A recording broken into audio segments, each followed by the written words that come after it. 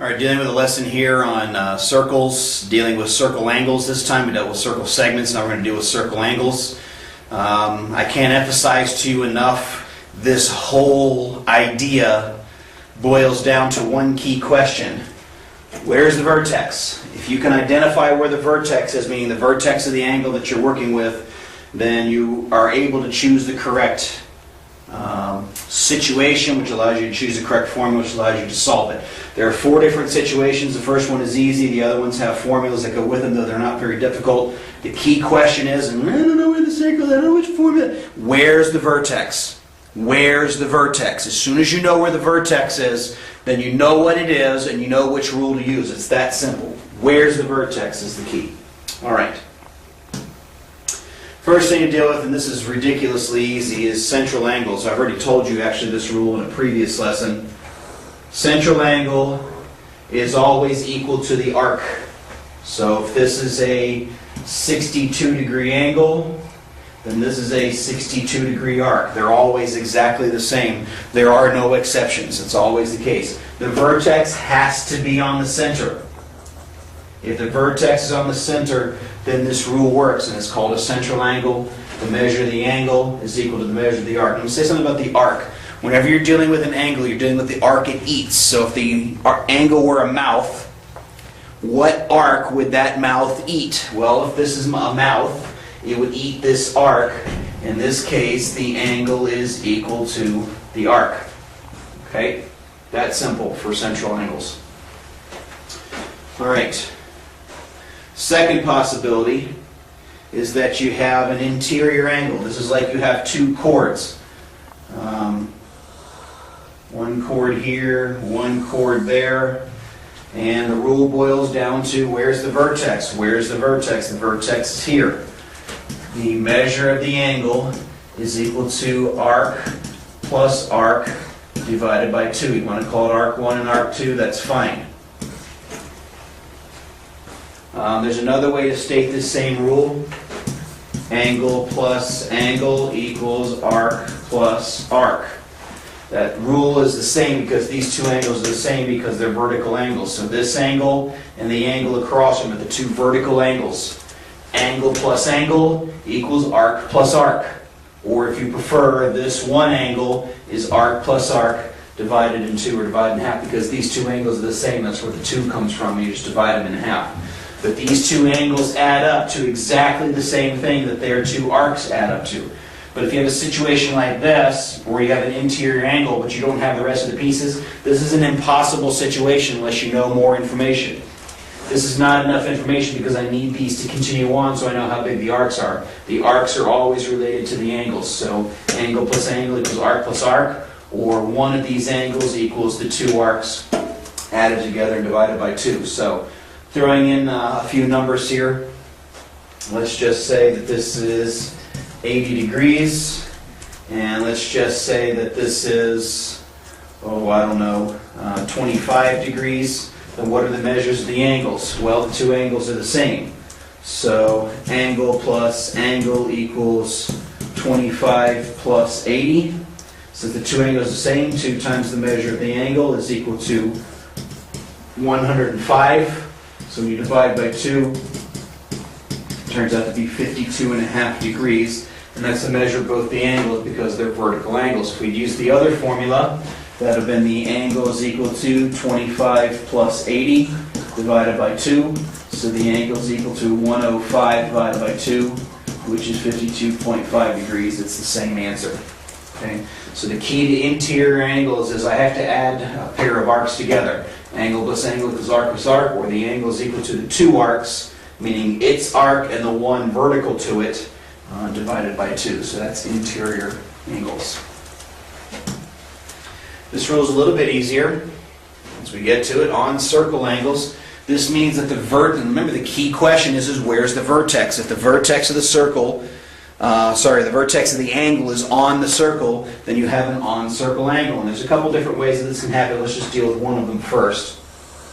This is called an inscribed angle. An inscribed angle means that its major pieces are sitting on the circle. Any angle whose vertex is on the circle, the angle is equal to the arc divided by 2, meaning simply that it's half the arc. Okay? So if this angle is, say, 26 degrees, then the measure of this arc is 52 degrees. It's always going to be double. Now that brings in an interesting consideration. If I had a tangent and I had a radius, what's the measure of that angle? Well, it's almost kind of sort of obvious, but think of it this way. The vertex of this angle, let's say I want to know the measure of this angle. If I continue this on, this creates a semicircle. I already know the measure of a semicircle is 180 degrees, so the measure of this angle is 90. When a radius and a tangent meet, you always get a right angles because of this rule. This could be turned into a diameter. That creates a semicircle. Semicircle's measure is 180, so the measure of this angle is automatically 90 degrees. Okay? It doesn't have to be as clear-cut as that. You could have a tangent and a non-radius, meaning it's coming off here to the side. Okay, no big deal. So let's say that this angle here is 112 degrees. Then the arc it eats is 224 degrees, which would be the arc from here, the major arc from here around to here. That'd be 224 degrees. Don't forget the circle's 360, so all these problems start folding back on themselves because of the 360 rule in a circle. There's a lot of things you know. As soon as you know a little bit of information, you can often find out a lot of others. This still adds up to 180. The measure of this arc would make 360, so if this is 180 degrees, it ends up quote-unquote eating the whole circle, so therefore that has to be half of that, which is going to be your 360 and where that comes from. Okay? So an on-circle angle, there's only one arc to deal with. The angle is equal to the arc divided by 2. All right, last but not least, I drew 3 circles here because there's 3 cases, although they're exactly the same thing, an exterior angle. This one's easily stated like this. The angle is equal to arc 1 minus arc 2 divided by 2. The difference between this and the interior rule is that this is a subtraction sign instead of an addition sign. That's the key. I think, to me, that's the only thing that should be hard for you to remember and understand, but some students don't like to see it the way I do.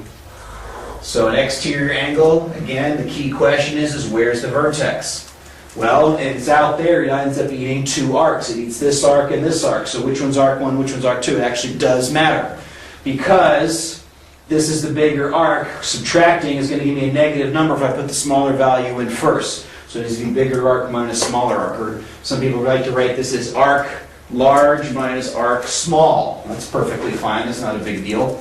The measure of that angle, let's make up some numbers here in this circle. Let's say this is 48 degrees. Let's say this is a nice tiny one at 10 degrees.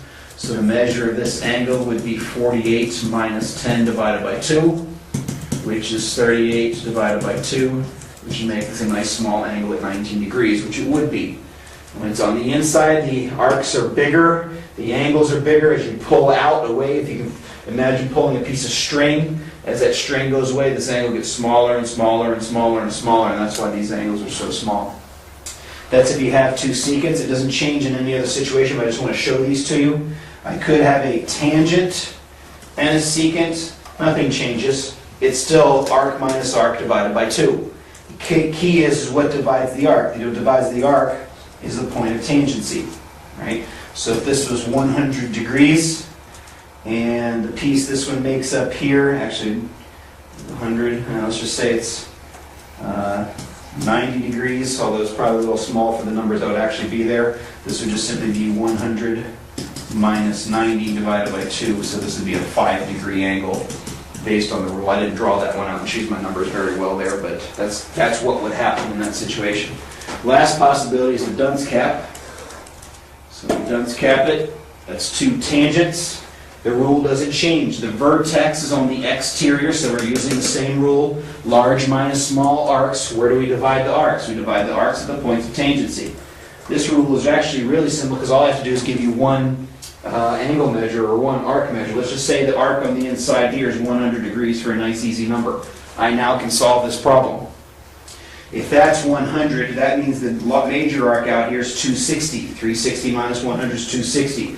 So then the measure of the angle is 260 minus 100 over 2, which is going to be 160 over 2, which would be an 80-degree arc, and that's probably off by a little bit on what it would actually be, but that's how you go about doing it.